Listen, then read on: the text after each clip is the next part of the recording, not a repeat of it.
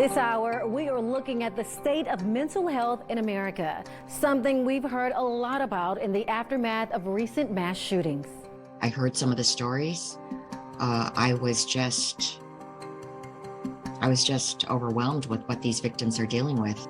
A class project or a schoolroom project that was being done on, I believe it's what they were looking to do in the future. And on that paper, he wrote the words murder-suicide. Between the mass shooting at Columbine in 1999 and May 1st of this year, more than 352,000 students have experienced gun violence at school. That's according to research by the Washington Post. This is Lexi Rubio, one of the 19 children and 2 teachers killed in the Uvalde, Texas shooting. I had the honor of sitting down with her mother nearly a year from when her daughter was murdered. We talked about the complexities of grief and the impossible act of moving forward. Child is advertising. He is in the room full of victims. And I started hearing the traffic from the scanner. The message came clear that it was something involving the school. Uvalde Leader News reporter Kimberly Motz Rubio will never forget the moment when she first heard radio traffic coming across this police scanner, Third party that's upstairs, second floor, hearing shots. talking about an active shooter at Robb Elementary School.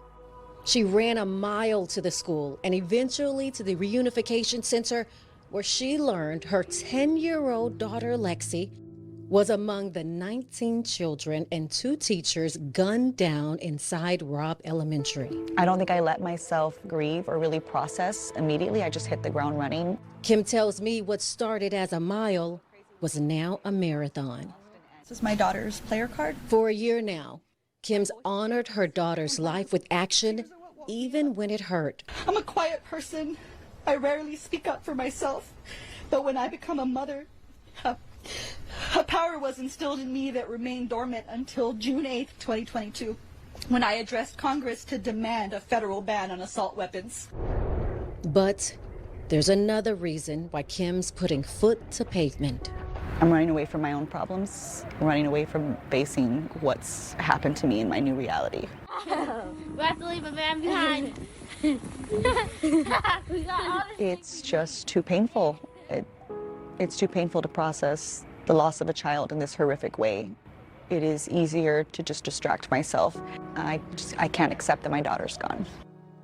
We avoid things we're terrified of. Dr. Joanne Cacciatore is an Arizona State University professor and world-renowned traumatic grief expert. She has also suffered the loss of a child. It felt like every cell in my body had undergone a transformation. Dr. Joe says using activism to avoid grief is okay for a while, but in time and with support, the goal is to approach, process, and ultimately integrate not only what this loss is, but perhaps more importantly, how am I going to remain connected to this person who died in a way that has meaning for my life. It's a path Kim's not quite ready to travel. I feel like if I open that door, it'll just be floodgates. But until she is, she'll just keep running, eventually arriving at her favorite spot. That's my baby. Just say hi, baby. Lexi's mural. So on any given day, this is the place that I would like to go. Where her angel lives on. It's just beautiful. She looks so happy. It's a good memory and peaceful just sitting here with her for a while. That's what I need sometimes, just me and my girl.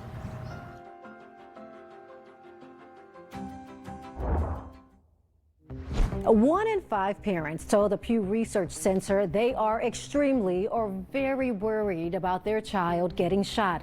But that doesn't even top the list of parents' concerns in America right now. 40% of parents say their chief concern is their child struggling with depression or anxiety. And that's not just a concern, it's reality. According to Mental Health America, 16% of kids between the ages of 12 and 17 reported suffering from a major depressive episode last year. That's more than 2.5 million young people. The numbers are grim, but every day people across our country are coming up with new and creative ways to address these issues head on. Spectrum News' Megan Marshall takes us to a school in Wisconsin where kids are being trained to help each other. High school can be an exciting time for many teens.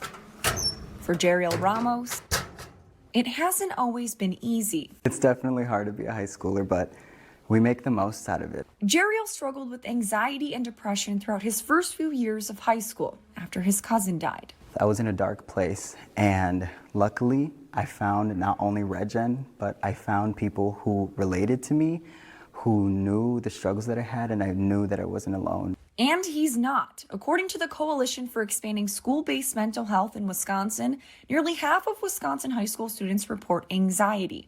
More than 1/4 feel depressed. When it comes to self-harm, Wisconsin ranked among the top 5 states in the nation for intentional self-harm claims from ages 6 to 22. We talk about it like it's normal now. I mean, everybody talks about either if they're going to therapy or if they're going to the counseling center to talk about something. Suzanne Levinas has been a counselor at this Catholic high school for 37 years. It's not rare for our students to talk to us for the first time sometimes, some of the things that they're feeling, experiencing, trying to navigate in their own mind before they tell other people, including their family members. While she's seen an increase in the number of students needing help, she's also seen an increase in students feeling comfortable asking for help. She believes RedGen has something to do with that. RedGen stands for Resilience Through Education for a New Generation. It's a program in 21 Wisconsin schools. Students and staff meet once a week to tackle different topics.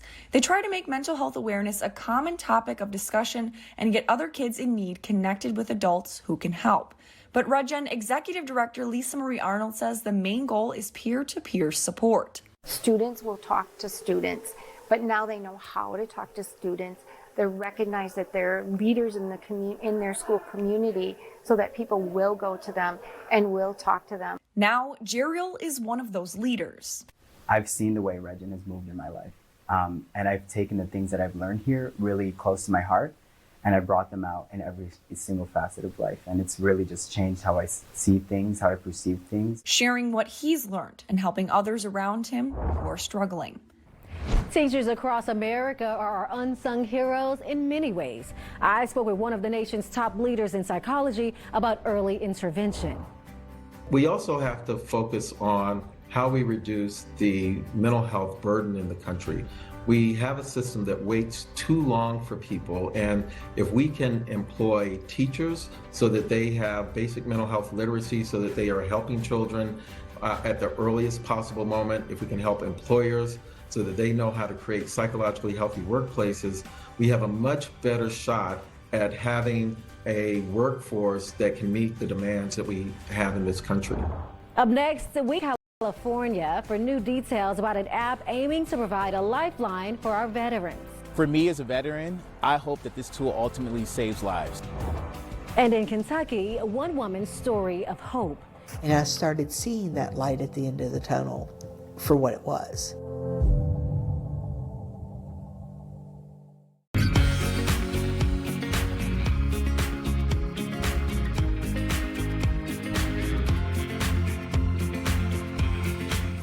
Texas holds a very special place in both my heart and my family's heart as well. My dad started in the news business in 1955, so my dad was my idol. He was my mentor. I spent so much time in that world. I knew I just had to be a part of it. My life's purpose has been about informing, educating, and most importantly, connecting with people. It has been my passion to help people and make a difference in people's lives. I'm Brett Shipp, anchor, Spectrum News 1. So you guys have been in business like a really long time. That's right. And we've been offering one-size-fits-all solutions the whole time. The whole time. You're just gonna have to accept it. Yeah, accept it. No, you don't. At Spectrum Enterprise, we design solutions around your needs for success on your terms. Because we believe technology only works if it works for you. So go ahead. Be unreasonable. An answer to one of society's biggest questions may be found in the youngest minds. Does poverty impact a child's development, their performance in school? The hypothesis that mothers who have access to cash raise babies with stronger brain development. The basis of the baby's first year study is really to understand whether providing economic support would change children's trajectories. Exploring your health, budgeting for brain development, available on all your favorite devices. Today at Zilker Park, where folks from across the state of Texas are coming together for this historic. At Spectrum News, we're committed to our communities around the clock, delivering stories that inspire and news that matters in your community. Our journalists are dedicated to bringing you trusted, balanced local news every day. And now, Spectrum Internet-only customers, you can watch Spectrum News 1 on your TV, connecting you to your community 24/7. Spectrum News, now streaming, exclusively for Spectrum customers.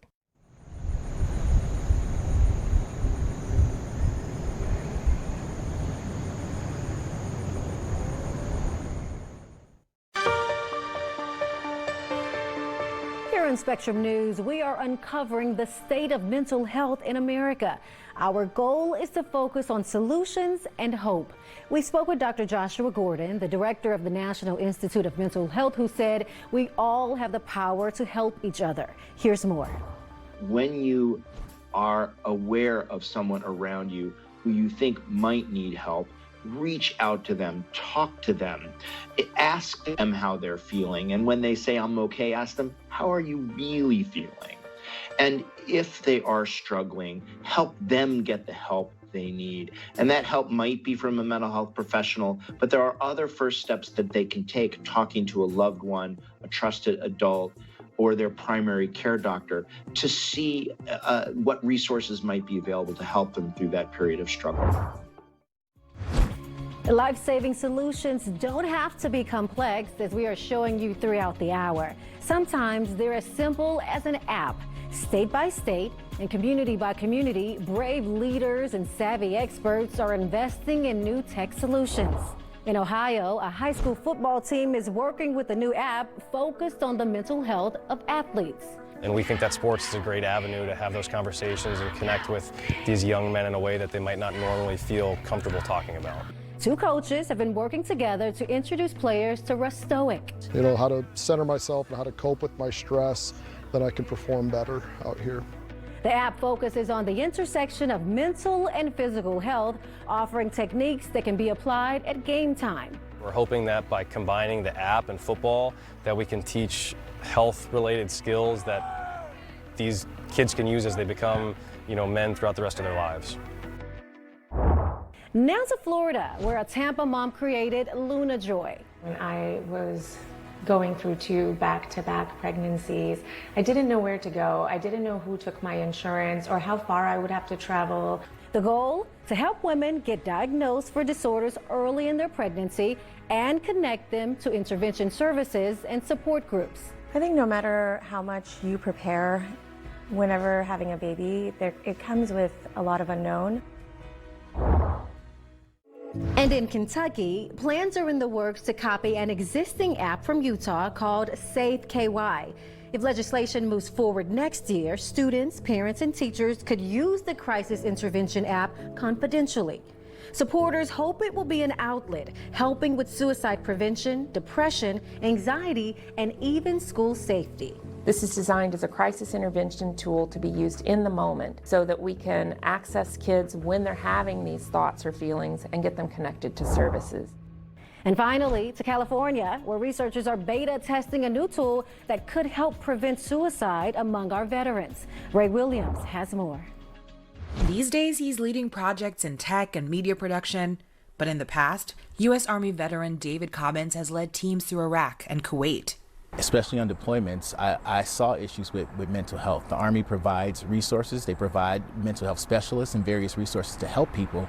But the Army and the military in general is a reflection of our civilian population, and people don't always feel comfortable talking to mental health professionals or leadership or anyone else. According to the most recent report by the U.S. Department of Veterans Affairs, the suicide rate for veterans was 57.3% higher than for non-veterans in 2020. Nationally, the CDC says there were 1.2 million suicide attempts that year. One of the biggest issues we have in Los Angeles for veterans is access. There are multiple VA hospitals, but you can imagine there are a significant number of patients, and there just aren't enough clinicians, nurses, doctors, enough staff to actually help the large population we have here. But a new way of addressing access and combating suicide rates is emerging from the University of Southern California Institute for Creative Technologies. And it's right through your smartphone. I am your battle buddy.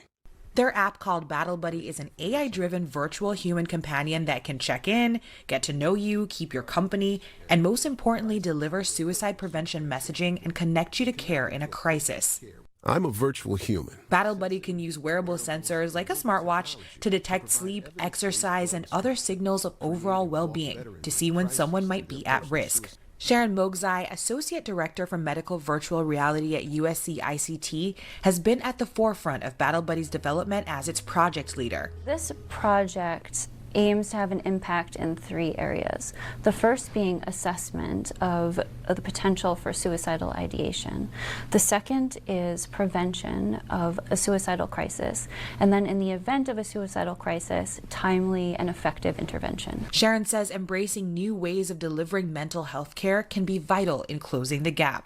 We need to leverage new technologies to reach all veterans, including those who don't access VA resources. How have you been feeling lately? Battle Buddy recently received $1 million in funding from the U.S. Department of Veterans Affairs. I feel like I'm talking to a real person. An early version of the prototype is currently being demoed before getting user-centered feedback from veterans to fine-tune its capabilities prior to release. And David hopes its reach goes far and wide. For me as a veteran, I hope that this tool ultimately saves lives. To save a life through a smartphone is close to becoming a reality.